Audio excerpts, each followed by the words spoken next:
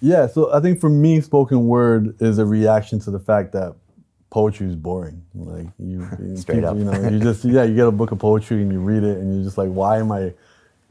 This is so boring. I have no idea why this person is writing these fragmented sentences, or I don't know what's happening because it can get abstract. And then you realize, poetry is like food. And if I show you a picture of a delicious pie, you might be like, yeah, it looks delicious, but you're not going to know until you taste it. And poetry, 90% of the magic is from the poet, So hearing poetry as written, by the poet and meant and performed the way it was meant to be performed is what spoken word and slam poetry is. It's that reaction to it. And that's where you get all the emotion, you get all the color, you get all the vibrancy, you get the little, intonations at the right spots. So I think that for me is what really drew me to spoken word poetry. I was at a concert in a small town, a college town outside of Toronto called Hamilton, and it was a hip hop concert, but the opening act was a spoken word poet. And to watch him perform, and he was completely free because he wasn't doing it on music, and he was able to pronounce the words any way he wanted. He was able to shout, scream, whisper, cry, laugh, and do all these things. You're like, wow, there's so much in these words that I would have never picked up on. And most of our exposure to poetry is what we were forced to read in high school, and whether it was Shakespeare and you don't understand half the things he's saying. So for me, spoken word was hear it from the horse's mouth and hear the magic that comes from it. And once you've heard it, then go ahead and read their book, and now you'll have some more context.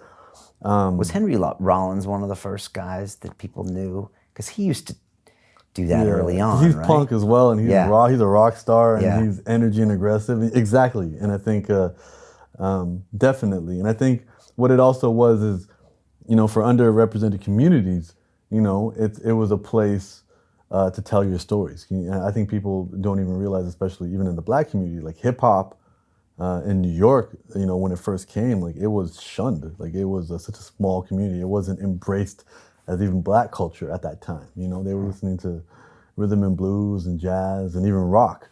And what I think what hip hop and poetry, what it was is it was a reaction to also the lack of resources that you need to be a creative. If you want to start a rock band, you need resources. You need training and instruments and stuff. Or if you want to, dance to country music, you need space to square dance and do everything. And hip hop culture was, it's kind of like the soccer of music. Soccer, all you need is something that looks like a ball. Right. You just kick it around and something that looks like a net. You don't need any expensive equipment or training, ice skates and pads or anything like that. And hip hop was like, you just need a story.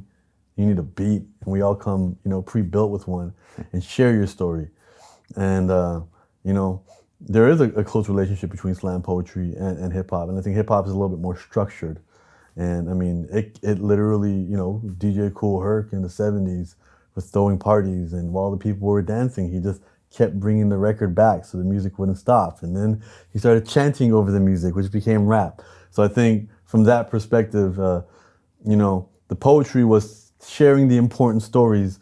The hip hop was the fun escape, and they didn't have a lot of room in New York to have these parties, so they developed breakdancing, which was literally 10 people standing around watching one person dance, on a piece of cardboard, So you could see it was really a reaction to what they had around them.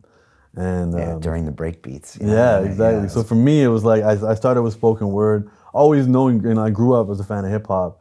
And then, my flavor of spoken word was literally rap without music. And then I got into writing spoken word with some music in the back, like just kind of for some ambience and emotion. And instantly my words would snap on to the beat. I had played percussion as a kid. I played the tabla, and I learned how to sing different religious hymns that my parents put me in those classes. So I had some musical training that my parents didn't realize was gonna prep me for this world.